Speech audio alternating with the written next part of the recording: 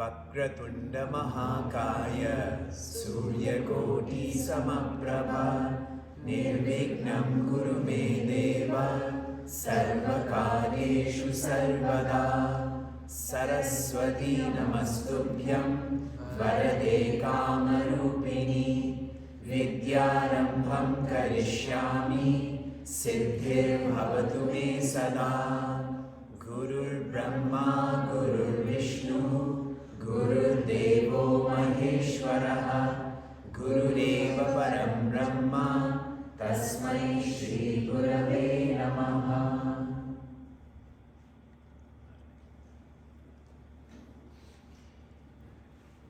In 2018, Time magazine released a special edition on the science of happiness. This is one of the best magazines to read, this edition, in a casual way. If you want to be enlightened, don't read this magazine. But if you want to be happier, read this magazine. In this, they did a study of the 3 happiest vocations. They took all vocations, but I'm highlighting with you. What do you think the 3 happiest vocations are? Let's start with number 3. What jobs are the happiest? What's number 3? A nurse, a teacher, a gardener, a musician. Okay, good guesses. Firefighters. Firefighters are number 3. Number 2? Doctors. Okay, doctors. You would think that, but it's not. Working with animals, good guess. Mail delivery? Mail delivery, close. Ticket collectors at concerts, festivals, and so on. Because everyone's excited to go to that concert and they get to be part of that. Okay? And number 1? Non-profit. Charitable work, close. Any other guesses? Priest? A priest? Yeah. Those who work for the clergy, as in those who work to study and share scripture. So firefighters, ticket collectors, and those who work to study and share scripture are the happiest vocations. None of you named your your vocations. And in the same magazine, in the same studies, they shared, and these are all well documented, most people who work are willing to work for less compensation if their work is more meaningful. The majority of people who work in a professional sense are willing to get paid less if what they're doing is more important. Do you relate to that? Yes. How many of you agree with that finding? My next question, what are you doing about it? And really what this shows is IQ is important in the beginning, but finally more important than that is EQ, and finally SQ. IQ would be compensation, my skill set, but EQ, your emotional intelligence, your emotional quotient, that becomes more important as one goes about living. People want meaning. This is why we are immersed in a workshop. A workshop means you have to actively participate. And we're doing this in such a fundamental way. Right actions. Now right actions with the right attitude, and we'll keep going. For so long, for more than 2 years, we were learning virtually, whether it was a secular knowledge or a sacred knowledge. I'm so used to saying Hari Om and greetings from Niagara, greetings from Niagara Falls, Hari Om and greetings from Seattle, but you already know that. We're live. And that too in our virtual studying, because for many the culture was not developed to learn virtually, people started keeping their screens off. Yes? So one level of passivity is it's virtual, another one is that the screen is off. Who knows if anyone is learning? When we become passive learners, we start to deflect. We stop reflecting. That requires you being active. And we start deflecting because we're passive.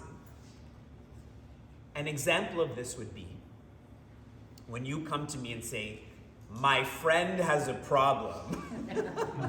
Who has the problem? You have the problem. But it's your friend, correct? Often in our marriage enrichment workshops or retreats, I'll share something. And suppose a husband and wife are sitting beside each other, and as I'm speaking, the wife is squeezing the husband's hand. He's speaking to you right now. But see how that deflecting becomes habitual then.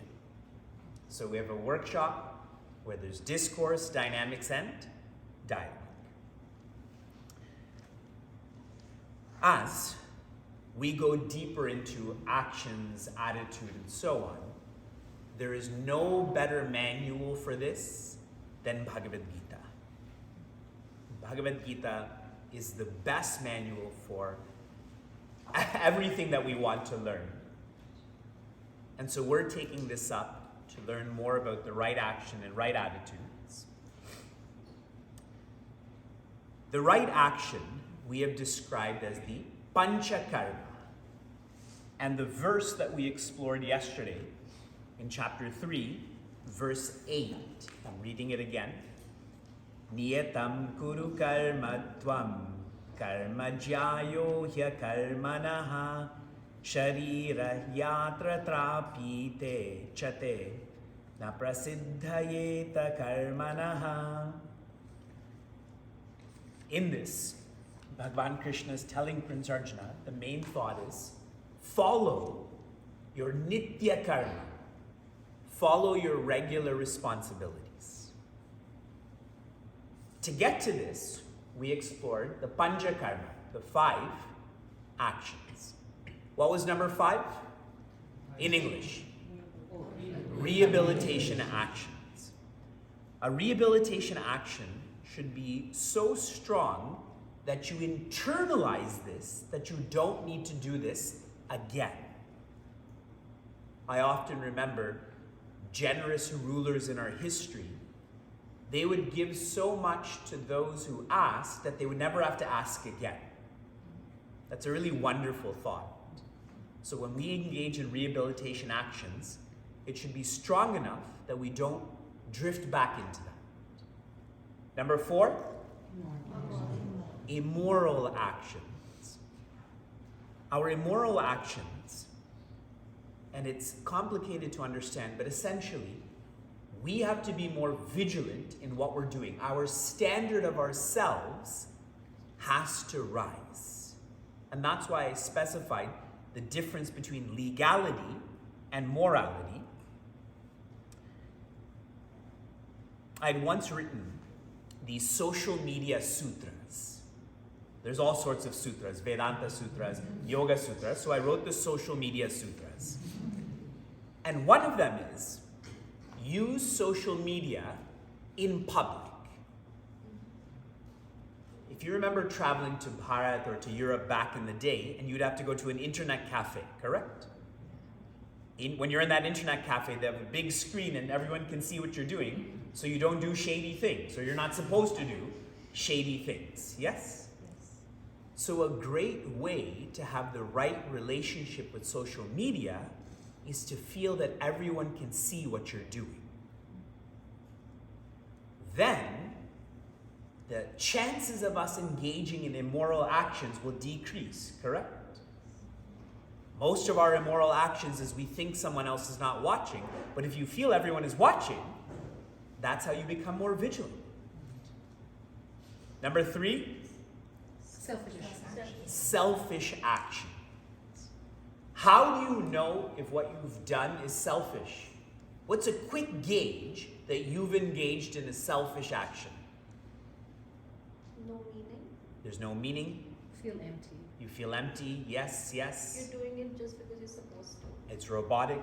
You feel agitated.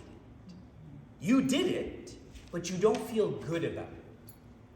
And I feel everyone in this room, You wouldn't be here on a Friday night if you weren't a seeker, if you weren't sensitive to your own mind. You know if what you've done is meaningful or not meaningful. And if it's not meaningful, you're never going to feel complete. The feeling of what next is an awful disease. What next? What next? What next? Rehabilitation actions should push us past immoral actions. Better than immoral actions is selfish actions. What's number 2? Special responsibilities. And this goes hand in hand with number 1, regular responsibilities. Regular responsibilities is like brushing your teeth. Then special responsibilities should be like flossing, even though it should be your regular responsibilities. But nobody does that, right? So it's like your naimitiga karma. You're going to go to the dentist, you should floss a month before, right? But see, why these go together is your nitya karma, or your regular responsibilities, is like doing your best.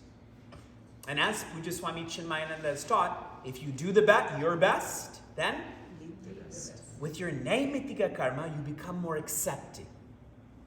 That's the leave the rest part. I gave you the example yesterday of I did my best to be on time for my flight, but if they cancel it, I accept. Because I've done my best, it's easy for me to adapt to naimitika karma. But if you don't do your best, then you become inflexible. You get annoyed by these special responsibilities. Fine? Okay. We continue. We started off with right action. Now we're deepening our understanding, our appreciation to the right attitude. We're still in chapter 3. We're moving to verse 9. 3:8, now 3:9. Yajñarthat karmanon yatra lokoyam karma bandanaha tadartam karma kaunteya mukta sanga samachara. A simple translation. Yajñarthat, which means that which is done with the attitude of yajna. Karmanaha, those actions with this attitude. Anyatra are the only ones. They are an exception. Lokoyam karma bandanaha. The rest of the actions that we see in the world bind one. They make one feel more limited. So actions done with the attitude of yajna, they make you feel freer. They make you feel more limitless. Conversely, most actions in the world are not like that. Tadartam karma kaunteya. Prince Arjuna, the son of Kunti, it is with this attitude that you should engage in action. And he refines this. Mukta sanga samachara, as you go about carrying on, do so without attachment. Do so without projection. Translation works. Every one of us is born with a hrit. Hrit means heart. But often this word is used as hrit ayam, so together it becomes hridayam. Now this is a very philosophical word. Hrit means I. Ayam means this. So hridayam means I am this. I am that. So I am a male. I am a Canadian. I am a this. I am a that. So in the purest way, we are hrit, I. But what happens is we start to feel I am this, I am that, you are this, you are that, you are not this, you are not that. And so the Upanishad elaborates on this and says, we have the Hridaya Granthi. We have knots in our personality. We have knots in our personality. They're specifically known as avidya, kama, karma, which in English means forgetting that you are happiness. Then what do? That's avidya. Kama is you desire happiness. Then what do? Karma, you work for happiness. The point that I'm trying to make is that our nature is happiness, but we've forgotten it, so we're desiring it, so we're working for it. And the way to be happiness, we have to come back with the right actions, with the right attitudes. So the right actions, the pancha karma. Now the right attitudes is the pancha kirtis. Pancha kirtis. And these two I will share in English. The word yajna, which Bhagavan Krishna uses, tell me what's an English definition for yajna? Sacrifice. I'm looking for a better word. Cooperative. Cooperative endeavor. Offering. Something done for the good of the society. Okay, done for the good of society. Service. See, we're used to yajna meaning sacrifice, but you tell me, what comes first? Sacrifice or dedication? Which comes first? Think about your life. Don't think about this logically. What comes first? Are you dedicated and so you sacrifice, or you sacrifice and then become dedicated? We become dedicated, and because of that dedication, I sacrifice. So here Bhagavan Krishna is sharing the attitude in our actions should be one of dedication. It is where you are sacrificing. It is where you're renouncing. In Sanatana Dharma, in our culture, renunciation is a large element of this. But when you're fundamentally dedicated, you are sacrificing, but you don't know it. Correct? You don't have to announce that you're renouncing this. Correct? Just think of your life. If you're dedicated to playing football or soccer, because you're doing that, you're sacrificing, let's say, sleep, you're sacrificing eating, but you don't know that. Correct? It's not even in your thought process. So here are the Panchakirti, from 5 to 1. Each one becoming better. Okay? This is like a thought flow. Number 5 is sing. S-I-N-G. Sing. What should our attitude be with our actions? Specifically our right actions? Sing. Sing about what you're dedicated to. Sing about what you're dedicated to. Now don't think of this so technically. Before you go to work, you should go to the reception and sing. But really here, singing means you talk about it more, correct? For those who study business, numerous studies have shared whatever you want to manifest in your business, you should use those words more often. Like profit, success, teamwork, harmony. Our workshop will be finished on Sunday night, Sunday evening. Where will your mind be on Monday? Where will your mind be? Netflix, obviously. I read an awesome sign that said, this is like those signs you see on the street outside of restaurants or churches. This is during the COVID period. I finished Netflix. Not a series on Netflix, I finished Netflix. What happens with us, because we have this more passive personality towards learning, we very much operate by insight, in mind. Out of sight, out of mind. I'm here today, I'm here tomorrow, I'm here Sunday, I'm not here on Monday. Vivekji who? What right actions? So by singing or talking, you're keeping it in sight, so you're keeping it in mind. So number 5, it is sing.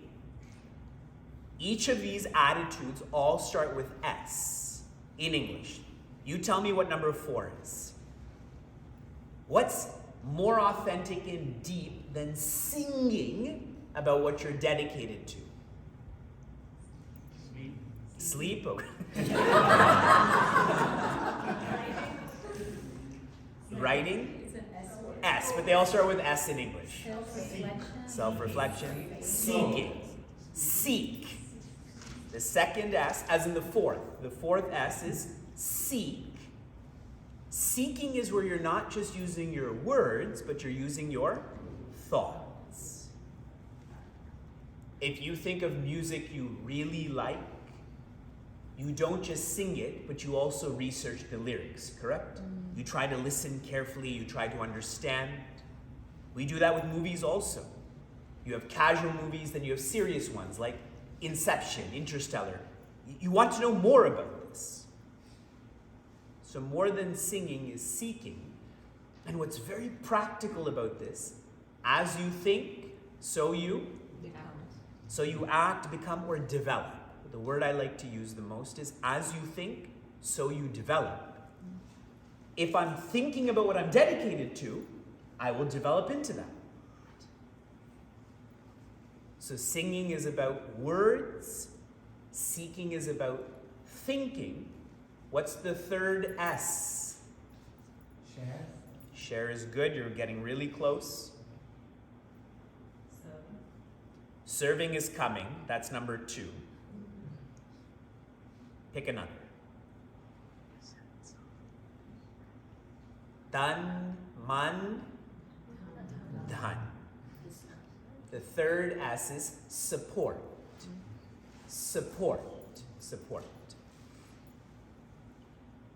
It is one matter to speak about what you're dedicated to.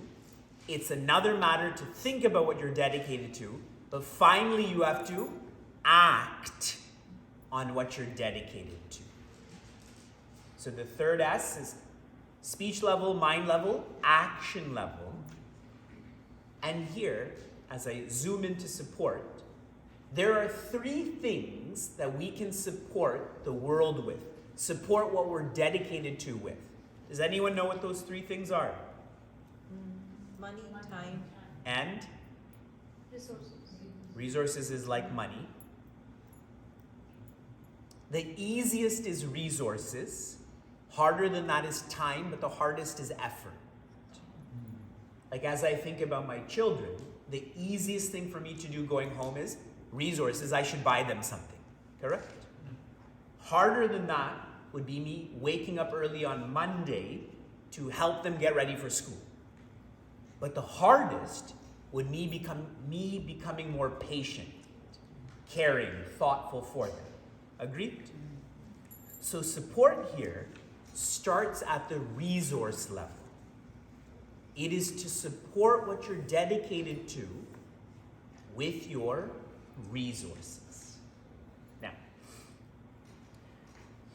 I've been studying and sharing Sanatana Dharma full-time for 15 years, more than 15 years. I've been to many community centers and mandirs across America, Canada, the world. Often when you walk into a mandir, and I'm not specifying which one, okay, so you walk into a mandir, what is one of the first things you see when you walk into a mandir? Sponsors, yes. We tend to see these trees or these plaques with I gave $100,000, you gave $10,000, you didn't give anything, so your name's not even on there. Yes, is that fair? Do you not see that when you go to different mandirs? In our religion, in our culture, I may physically give that check for $5,000, but I have to have the understanding and appreciation that the real data the real giver is Bhagwan. When we say Annadatta, which means you're the provider of food, I may say you, but who gave you food? Who gave you the body for that food? Who gave you the earth for the body for the food? It's nobody here. So when we say support, that support is without your nama. You support without your name being involved. Remember what I shared. If you're dedicated, you will sacrifice, you'll renounce without you even knowing it, without you even announcing this. And I feel a lot of people in our culture and religion have forgotten that, which is why so much of the supporting comes with nama. Yes? Number 2, which was already shared, serve. To serve. This is where one is offering not just their resources, but they're also offering their time. I'm trying to make this very systematic, okay? So if you think of sing, seek, support, it's at the speech level, the thought level, the action level. Now I'm zooming into this more. Support, serve, and we'll get to the last one. Support is your resources. Serving is your time. What will the last one then be? Your effort. Serve means you give your time to what you're dedicated to. Today, I went to eat ramen, and I was sharing with some seekers that my wife once called me out in such a strong way.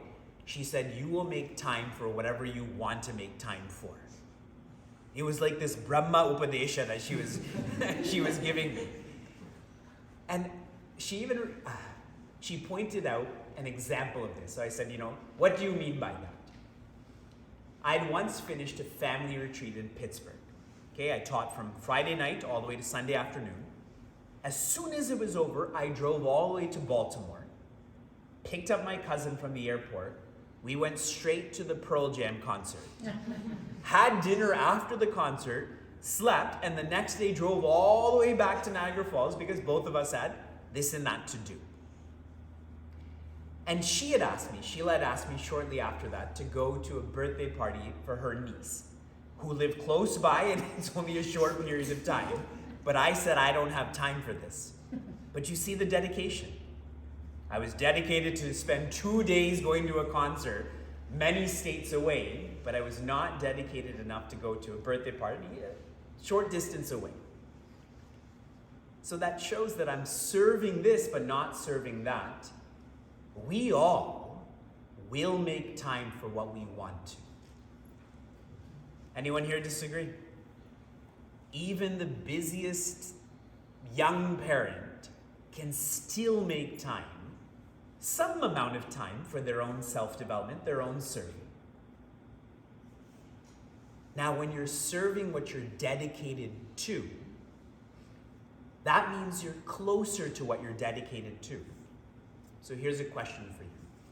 We often hear, as you think, so you develop. Correct? I myself have said that too. But what affects your thinking? What affects your thinking? As you associate, so you think, so you develop. For many of you who are not born in America, many of you who moved to Seattle, unfortunately, you talk about the Seahawks, right? The Seahawks. Why? Because you associate with that, correct? Because you associate with people who are talking about the Seahawks, you think about it too, and so you say it too. But suppose you move to Niagara Falls. Now you're going to associate with the tourism industry, right? This is what you're associated with, so you're going to think about that, so you're going to develop into that. When you're serving what you're dedicated to, you're giving your time to that, you start to associate with that. That development is much stronger then, much more acute. For those who have been joining me for meaningful mornings where we're studying Bhagavad Gita in the morning, the Prince Arjuna from chapter 4, where he's questioning Bhagavan Krishna, how did you teach this to the son? We're cousins. We're born at the same time. Now in chapter 11, he's saying, I want to be closer to you. I want to be the closest to you. And this shows how different Prince Arjuna's association with Bhagavan Krishna is now. Before it was more casual, now it's more serious. Before it was, you're my cousin, now it's, you're my master. And he's completely transformed. Okay, lots of rewinding. What is the purpose of your life? To be happiness. Okay? I'd listened to Puja Swami Tejomayananda share that Bhagwan Rama and Bhagavati Sita were not beautiful, they were beauty. Beauty is the source, being beautiful is the reflection. The purpose of our life is to be happiness. The reflection of that is being happy. How can we be happiness? We're already happiness, but we've forgotten that. And we have to try to remember that through starting with action. Particularly our regular responsibilities. And if you think carefully about this, who gave you those responsibilities? Who gave them to you?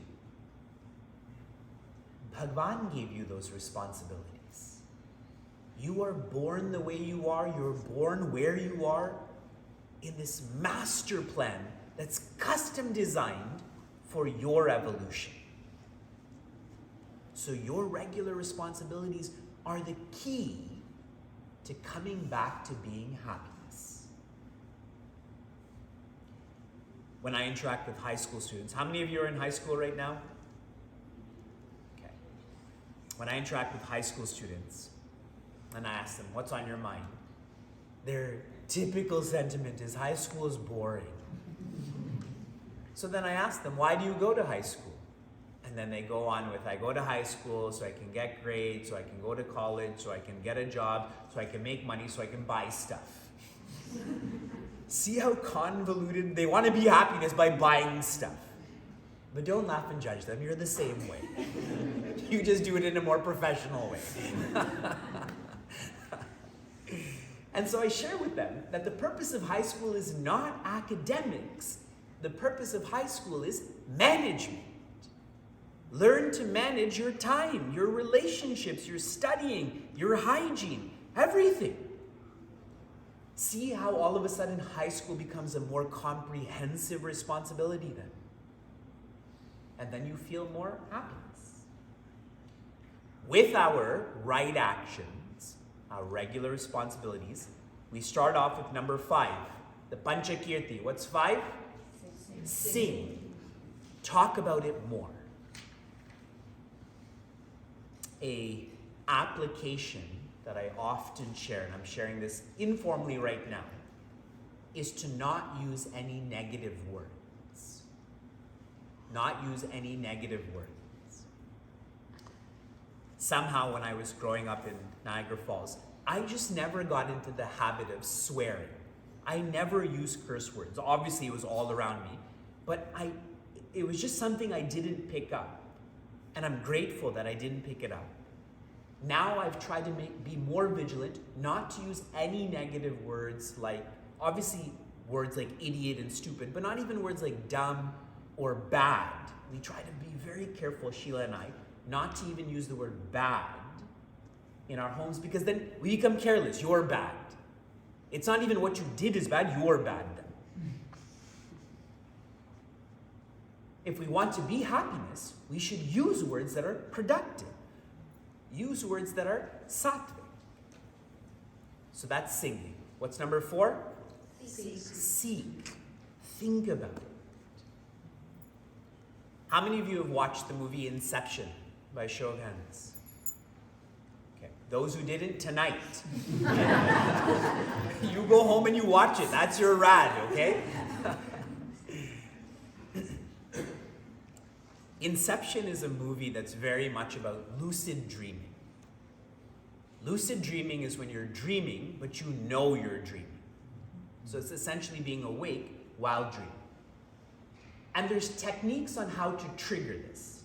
If you watch Inception, you can learn that. When I was in the ashram, before Inception was released, so our first class was at 5:30 a.m. with Vedic chanting.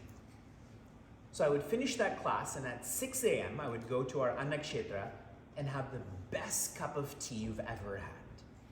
You've not had tea like the tea at Sandipani at 6 a.m. It's the best. And then I would go back to my room because the next class was at 7 a.m., the Upanishad class. So I would go to my room and I would lie down on my bed. Now think of the conditions. It's neither dark nor light outside, correct? It's Mumbai, so it's not dark, but it's not so light either.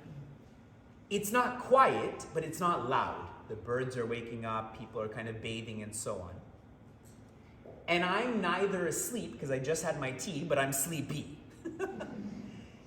So I would lie down and I would just naturally get into a lucid dream.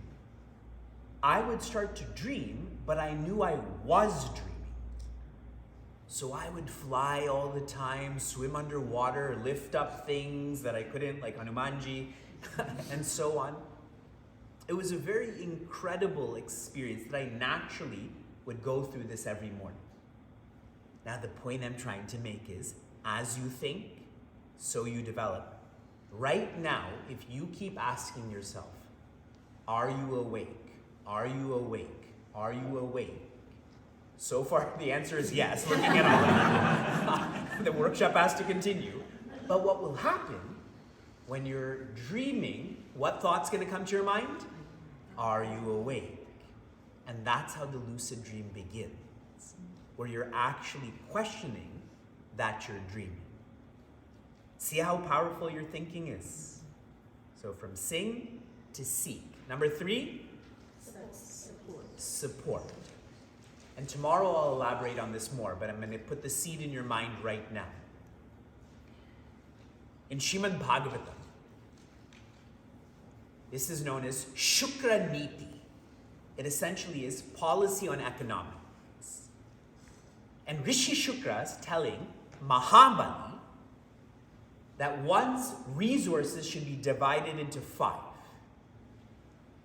60% of your resources should go towards your own pleasure, possession, and position. 60%. 20% swajana, which means should go to your family.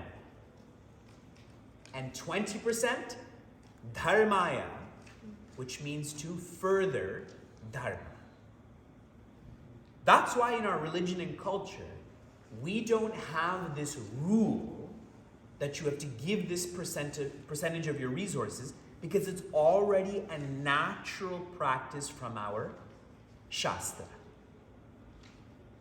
And what's lovely about this, how much did Mahabali give to Bhagwan Vamana? Everything. And what did he get in return? More than everything. He gave everything. Bhagwan became his security guard. His teacher became Rishi Prahlada. That is an awesome opportunity cost. You give this, you get all of that. Now in my travels, when I go through like the Bible Belt and so on, the churches are magnificent. The mosques are too. Because in most of the Abrahamic religions, 10% of those resources that one earns goes to those institutions, without question. That's why they can build such facilities. The average American gives 2% of their resources to charity. Better than that is 10, but in our religion we give 20. So when I talk about support, I'm not saying 2%. You're already doing that. You don't need to come to a workshop for that. I'm saying have the courage, push yourself to give 10%, to grow to 20%. After support is? Serve. You give your resources, you give your time. The more time you give to what you're dedicated to, you will develop into that.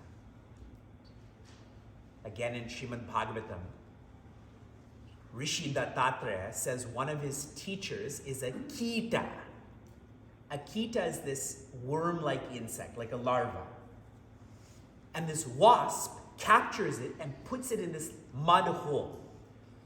So through this small hole, this insect can see this wasp that's buzzing and biting and so on.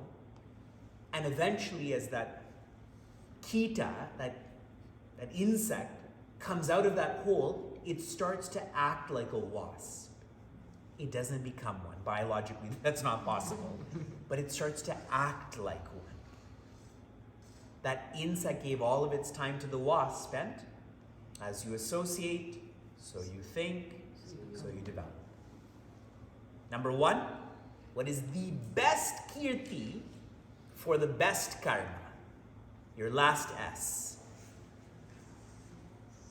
Surrender. Surrender. You've given your resources, you've given your time, and now you have to give your effort. The surrendering here is your sense of individuality, your sense of separateness. If one is dedicated, that gap between you and what you're dedicated to keeps on closing till there is no gap. For everyone who practices puja, the fulfillment of your puja is you become puja. Whatever you're offering worship to, you become that. For those who do know traditional techniques of puja, do you know what the first step in a puja is? What is the first vidhi? Avahanam, correct. It's where with your left hand you touch your heart and with your right hand you touch the icon. And what that means is, I keep forgetting that divinity lives in my heart, that I am divinity. So for the sake of I need it external, you transfer that divinity to an icon. And then you offer all of this love, bathing, clothing, reverence, and so on. But one of the final steps, it is the final step of a puja, is not avahanam, but udvasanam, which is similar to visarjanam. Udvasanam is where you take your hands and very lightly you push that altar away. So imagine I had Bhagwan Shiva here, I would very lightly push him away. The idea being is now that divinity has come back to my heart. There's no gap there. There's no separation there. Surrender. To surrender one's individuality. Do you know in Srimad Bhagavatam the word Radha is not used even once? Not used. The word that is used is Aradhita, which means the one who offered puja and love to Bhagavan Krishna. And in the Rasa Leela, eventually what happened to her? She merged with him. And no mention of Bhagavati Radha is shared after that. No mention. And I had already shared that. It's not about your nama, correct? It's about his nama. To surrender one's individuality. And today I was sharing with the seeker, he was asking me about what happens when you become enlightened. You become more effective and efficient at what you do than ever before. And if we think of our masters like a Puja Swami Vivekananda or Puja Swami Chinmayananda, they were most effective at what they did, most efficient at what they did. Why? Because their power is not individual power now. It is total power. It is divine power. Like in my Honda Civic, if I put rocket fuel in there, it would break down. I get it. But just with this visualization, imagine how fast that Honda Civic is. Or you put the 87 octane into the rocket ship. It's not going to go anywhere. Correct? Surrender. Last thoughts. In the Canadian legal system, which has its British origin, there's a term called mens rea. I think that's the term. Does anyone know what that means? Or mens rea? It essentially means intention. Intention is what decides the nature of that action. There's a significant difference between premeditated murder and accidental manslaughter, right? There's different terms. It's not murder, it's, I think, manslaughter.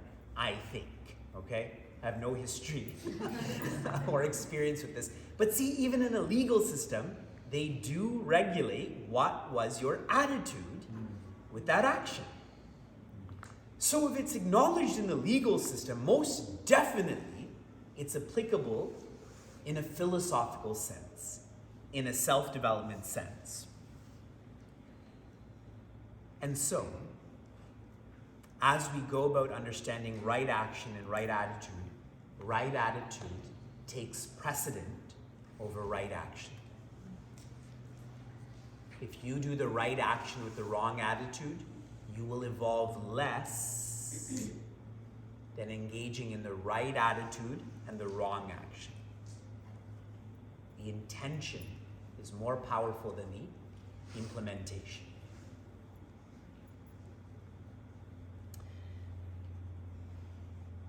Pausing with our discourse, we now shift to our dynamics. What was yesterday's dynamics? Our practice. Subtracted the amount of hours we did. We did minute to mind management, where we looked at our 168 hours and what we're doing with that. Did anyone come up with any other observations about what they're doing with their time in the last 24 hours? Any surprises, any changes you've made to your schedule?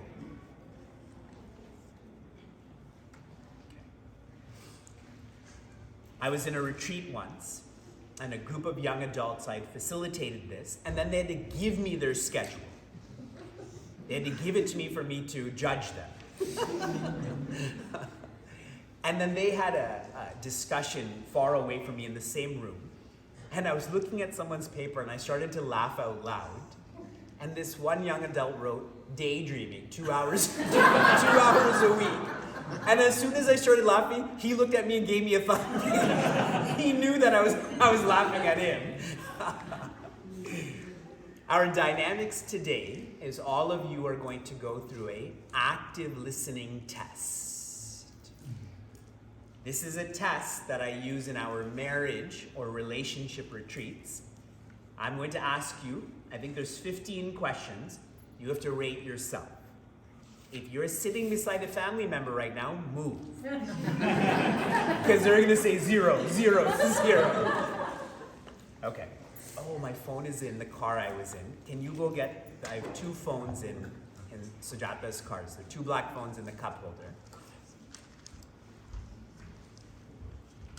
As I'm getting my phone, in your life experiences as well as your training, what are some practices to be a better listener, to be an active listener? What have you come across? Eye contact. Eye contact, yes. Don't be thinking about your response. Yes. Try to internalize rather than respond. Good, good. Be in the present, for sure. Shut off distractions. Shut off distractions. The primary one being our own mind, right?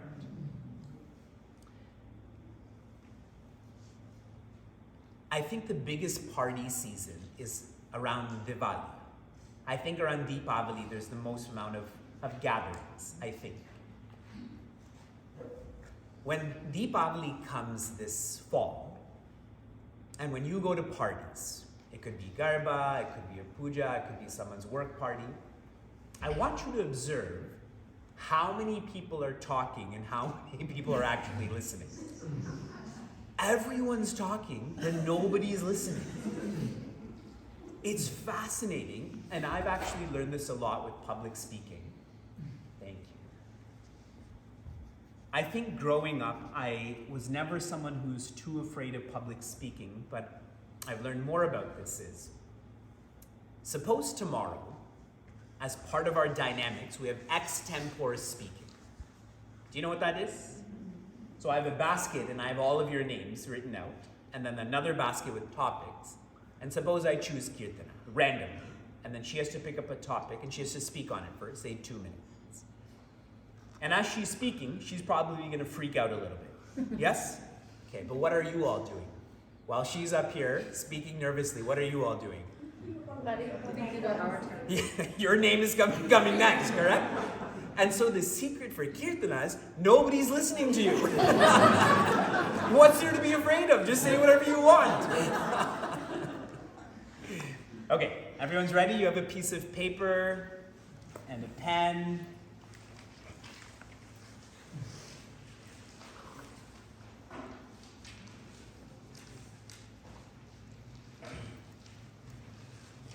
Does anyone need paper? Something to write on? Over here in the corner in the hat. Everyone has something to write with? On that section over there, please, Niranjan. Okay, I'm introducing this. Everyone listen. Obviously. Being a good listener to a spouse, child, and friends is an invaluable quality. You can hear me in the back? But listening well doesn't come naturally.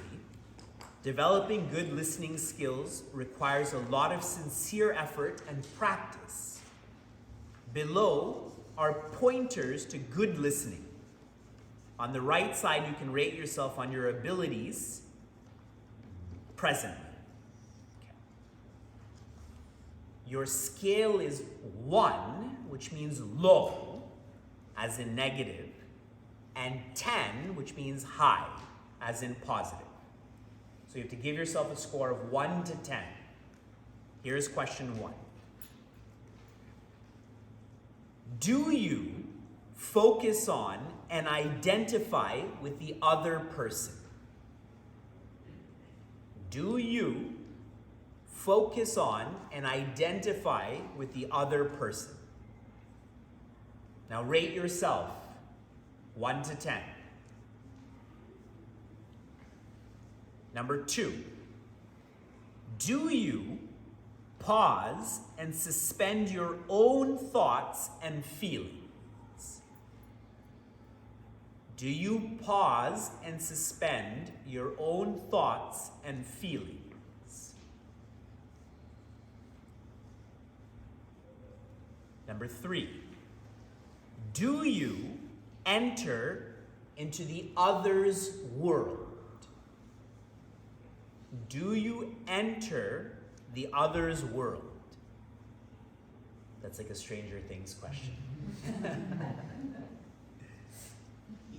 Number 4, do you become completely present to the person? Do you become completely present to the person? Number 5, do you suspend judgments and criticism? Do you suspend judgments and criticism?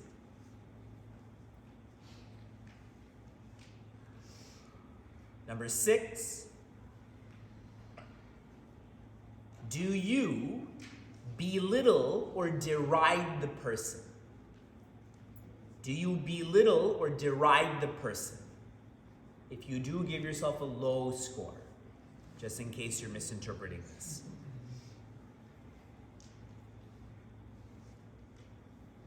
Number 7, do you listen without getting defensive? I see a lot of apprehension with that question. Number 8. Do you be present without withdrawing?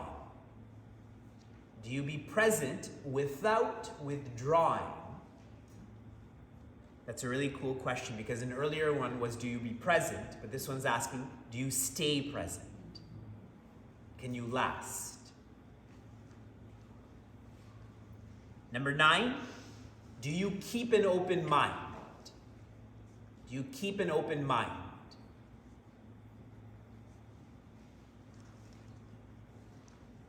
Number 10, do you understand another person's feelings? Do you understand another person's feelings? Number 11, do you accept that others' feelings are valid?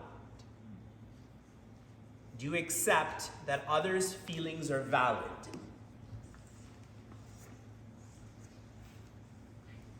Number 12, do you look for attitudes and feelings behind the message? Do you look for attitudes and feelings behind the message?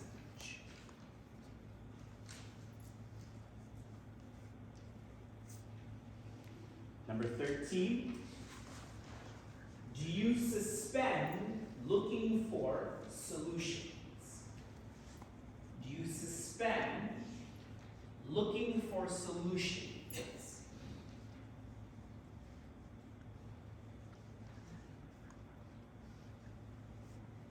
Number 14, do they treasure their confidence in you?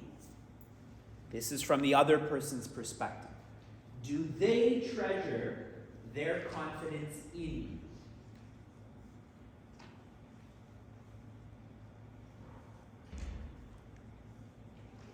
And the last question. Do you be sensitive to another's feelings and let them know about this? Do you be sensitive to another's feelings and let them know about this? Okay, 15 questions. The lowest mark you can get is 15. Okay? The highest mark you can get is 150. If you have 150, automatically you should reduce some of that. So please total your score. Total your score. Out of 150.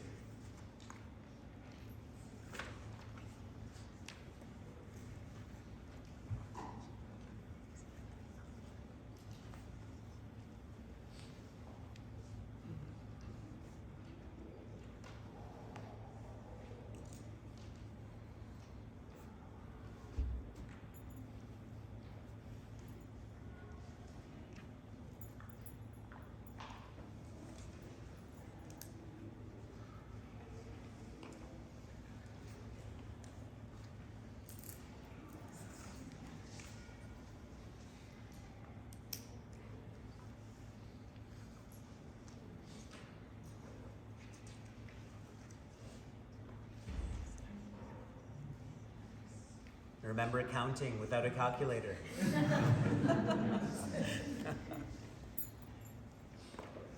Okay. Raji, what's your score? 134. That's good. Sneha? 74. Okay. Prabhu? 80. 80. Gokul? 78. Okay. Anyone else want to share? Vasavi? 84. Okay. 59. 59. 84. 116. 94. 92. Okay, let's do ranges. How many of you got 15 to 20 by show of hands? How many of you think a family member should get 15 to 20? Okay, 20 to 30? 30 to 40? 40 to 50?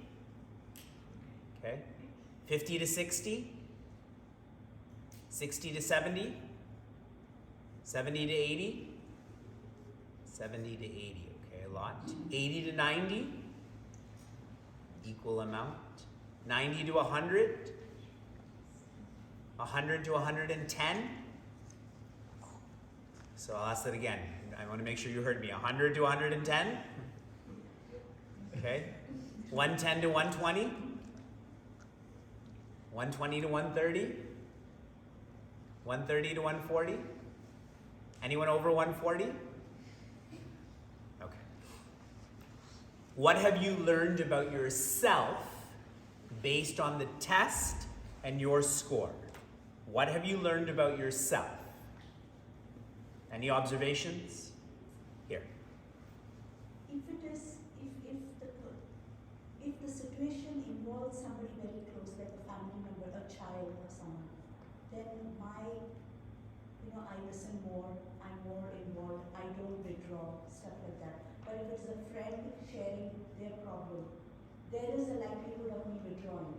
Once I've gotten the message. So it is relative to who I'm thinking about when I'm answering these questions. Sure.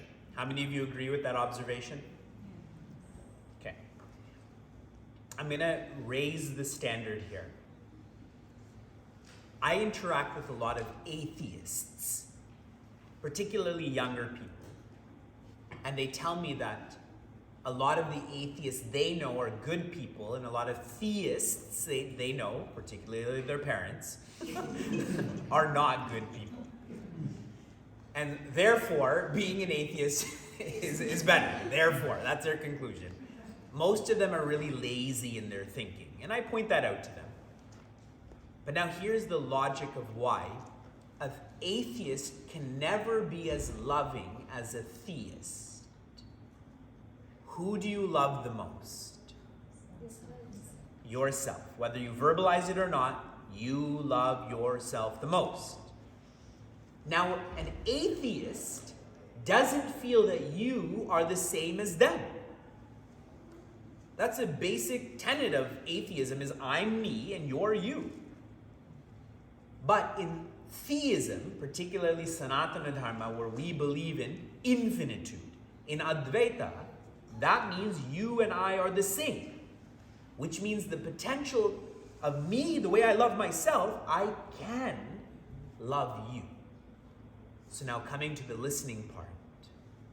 You listening to your family is good, but if you're going to study and follow Sanatana Dharma, you have to treat your friends in the same way.